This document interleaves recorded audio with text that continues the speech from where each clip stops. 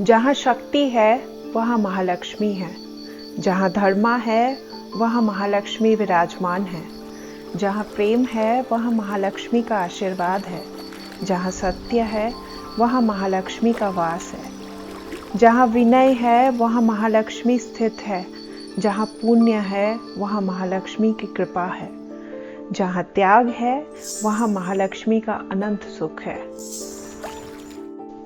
अद्भुत प्रकाश, चमत्कारी शक्ति, ये है देवी महालक्ष्मी।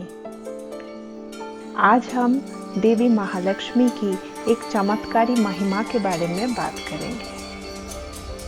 सदियों पहले कोलासुर नाम का एक शक्तिशाली असुर भगवान ब्रह्मा की कठिन तप करके उनसे ऐसा वरदान प्राप्त किया कि कोई भी देवता या इंसान उसे हरा ना सके। इस वरदान के कारण कोलासुर अत्यंत अहंकारी हो गया और उसने स्वर्ग पर आक्रमण कर दिया। देवता डरकर देवी महालक्ष्मी के शरण में गए और उनसे कोलासुर का वध कर संसार में शांति वापस लाने की प्रार्थना की।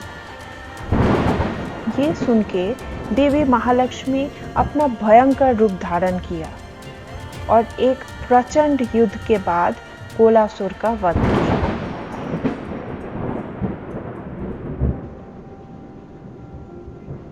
मौत से पहले कोलासुर को अपनी गलती का एहसास हुआ।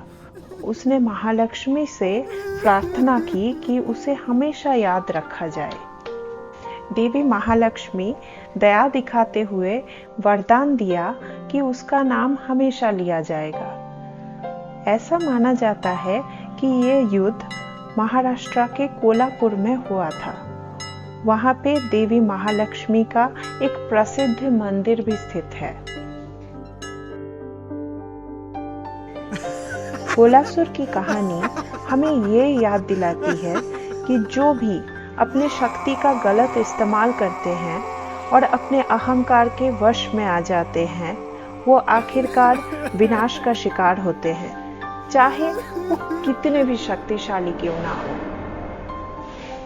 ओम श्री महालक्ष्मी नमः।